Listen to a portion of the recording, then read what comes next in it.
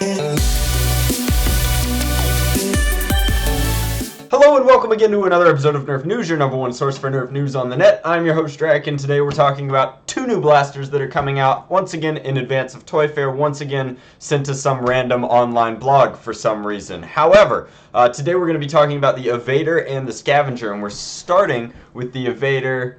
Let's move myself over just a little bit. We're starting with the Evader because personally for me this is the more exciting blaster. They're both just functional reskins. Reskins, of course, is a terminology that I've been using for a long time, popularized by other YouTubers as well, but reskins is just kind of saying like there are two kinds. So a reskin is something that seems to be a lot like something else, and then a functional reskin is one that looks exactly like and functions exactly like something else. And so neither of these are fully functional reskins. If anything, they're superior. They kind of create obsolescence for their predecessors, unless you're really into ergonomics or compactness or whatever, because fortunately Nerf has so many options out right now that you can legitimately just pick and choose whatever you'd like suited to your needs or preferences or desires. So this is the Evader, I think. Let me make sure I have that name right. It is the Evader. So let's zoom in on it before it's been highlighted here. And there we go. So this is the Evader, and let's talk about it. It comes with a barrel, no stock, but it has a stock attachment point. It's being branded as Modulus, but it's being branded as Modulus Ghost Series. Ghosting because it's dead on delivery. No, for real. Ghosting because it is clear, and since we really haven't had any clear series blasters since, like, shoot, I guess when Target did it way back in my day. Like, back in my day, Target launched in-strike blasters like the Raider and the Recon in clear, and the Vulcan. They came with red darts. They were very cool. They were red strike darts. That's not to be confused with the Crimson Strike series, which is what Walmart did around the same time. Anyway, so this is a clear blaster. Clear blasters are really cool. They're incidentally kind of clever for Hasbro because they actually just save more money. Instead of only decoing one side and robbing us of a full deco, just don't deco it at all. Don't even paint it. Don't even dye the plastic. Just like clear, boom, good, done. No paneling, no nonsense, no nothing. This is just a pure functional Stryfe reshell. And it's sort of more Star Warsy because you can see it's a side loader. It's got a side magwell like Raider style. We've got rev trigger, firing trigger, semi-automatic. You can see the pusher here, so it's going to push one dart through this flywheel system at a time. It's not going to be compatible with a lot of our Stryfe stuff, as this is not a Stryfe flywheel cage build out. This is more of a, I think this is the one that they've been using in all the Star Wars blasters, which is interesting because, like, this is your Gen Urso, your Stormtrooper Deluxe, and this is basically just a Stormtrooper Deluxe blaster in clear with a much sleeker shell. So I like that it is a stock attachment point. I like that it is a barrel attachment point. I like that it lights up, and that's what this trigger up here does. This trigger built into this foregroup, which is a very interesting thumb port. This is very SBR. Now there's two ways to make an SBR. You can take a full-length rifle and you can cut down the barrel, or you can take a pistol and you can add a foregrip, and that is basically what this is. So this has this foregrip that activates LEDs, and you can see this is the standard LED work that Hasbro normally does. I think that this is messy, but that's just because I lock mine down a lot more. Now Hasbro doesn't have 10 hours to spend illuminating their stuff, so this is organic out-of-the-box illumination, and I believe this one is going to cost $40, and so for $40 you're actually getting a lot. Now obviously this does not take the place of a Stryfe and how it loads. Like, the Stryfe is the most tactical compact blaster, but this is pretty compact, especially when you consider that this barrel attachment comes off and is not integrated into the LED work at all. A lot of people thought that this was really cool back when I did Endbringer. Actually, I made a barrel that connects and lights up with EL wire. This is nowhere near as cool as that. This just has LEDs here that shine up into clear plastic up here, so this is just a regular in-strike barrel attachment. But for $40 you get the barrel attachment point, you get multiple sling attachment points here, here, and here. You get integrated LED technology, and it's clear. I really like clear blasters. Some people love them, some people hate them. The plastic is a little different. It's actually, I don't want to say it's better or worse, it's just very different. If you're a modder and you like working with it, it does weird stuff. And obviously, since the blaster is clear, like dumping a bunch of polysilicate in here to replace the switch is going to be pretty hideous. So clear blasters make you want to do much cleaner work. Things like 3D printed switch plates are going to be more desirable in a build like this.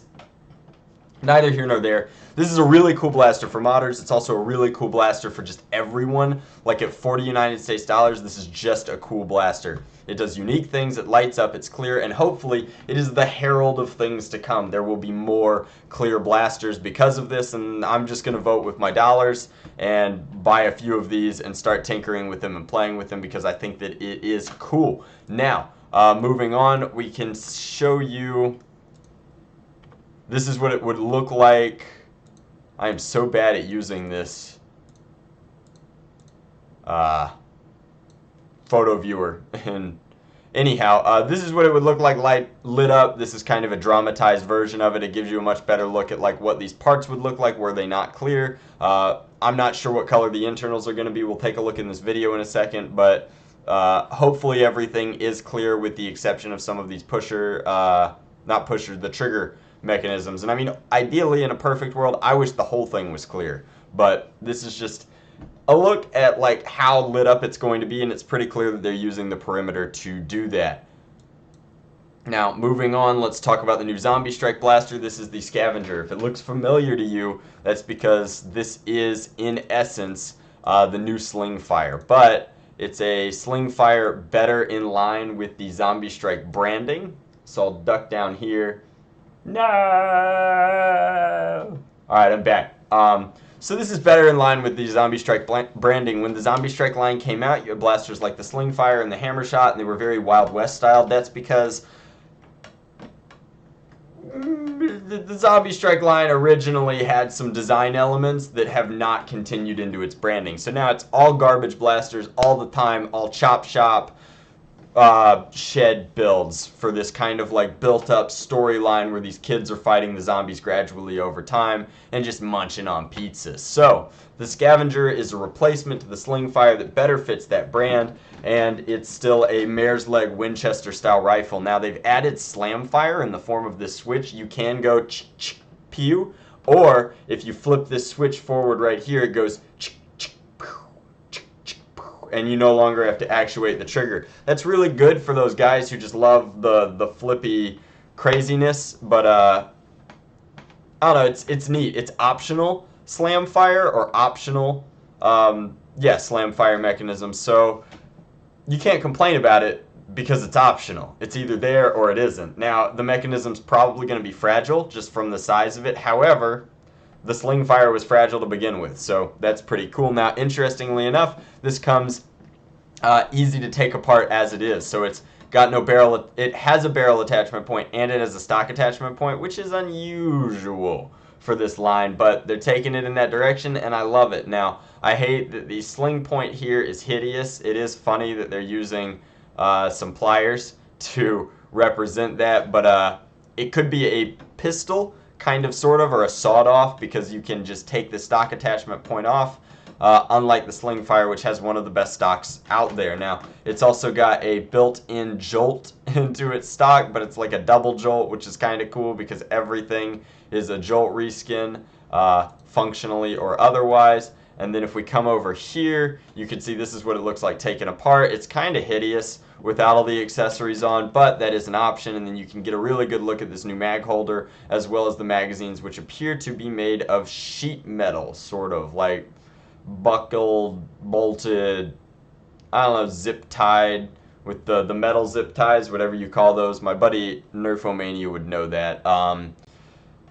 They're also pretty hideous. They are less P-maggy than in the past. I just wish we could have all Doomlands magazines all the time. And then this is kind of all of those things put together in the original article's publication. Again, like, I guess shout out to geek.com because I'm stealing their stuff.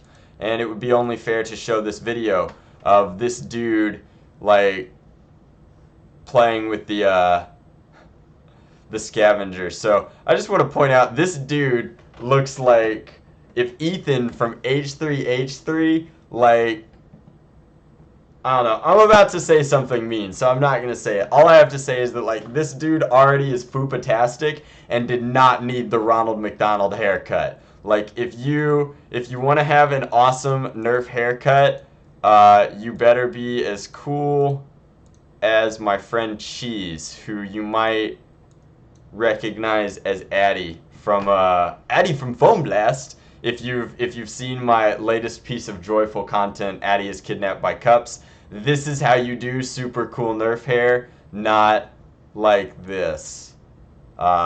Anyway, that's a good look at the Slingfire there. You can see him ratcheting through it in that bump fire. I said select fire, it just is a select switch that makes things function in that way. You get a look as in a Slingfire sort of way. Wow, I can't find my words. So you can see here the functionality of both blasters. If we go back, this is showcasing that this is one of those awful flashlights that has a focal point. And then here we have the new Ghost Series blaster firing in semi-auto. You get a really good look at the internals here.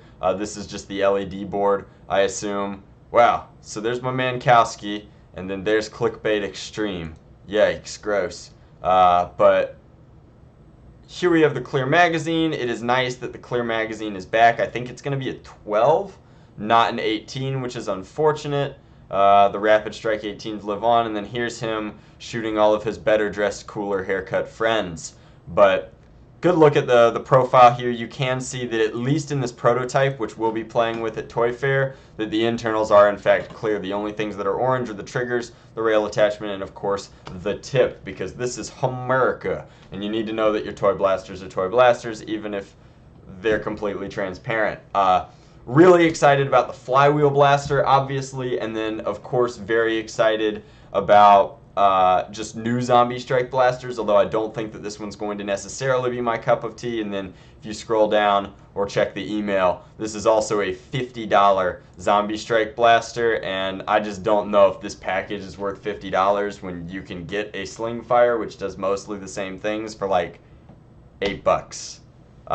Now, I mean, that's not retail, it's just the Slingfire has been around so long that you can thrift or go onto one of the buy-sell trade groups or even like Reddit or whatever, and you can just pick up old blasters for very, very cheap. And so a lot of these reskins are starting to cannibalize themselves, because you don't need to buy a Scavenger when you can just buy a Slingfire. You have to really want these funkalicious attachments, whereas like by the same token, the only difference is that you can't get a Stryfe for less than what a Stryfe costs, because Stryfes are kind of built into this. They're just so ubiquitous, and there's so many kits that go with them that you're not going to find an Evader for less. Now, you could get the Stormtrooper Deluxe Blaster for less, even though it started its life cycle as $100 blasters. I've seen retailers dumping them for as low as $20. I even picked up a couple, but the Evader is really cool, and I'm very much looking forward to it. It's probably what I'm going to spend more time like actually handling and getting a feel for the ergo on when I'm at Toy Fair, because I legitimately love clear blasters. I can't wait to throw an old clear Raider drum in here. But thank you guys very much for watching. If you want to see more of Addy's cool hair, don't forget to check out the video coming up in the end screen. And as always, much love, Nerf on, Drac out.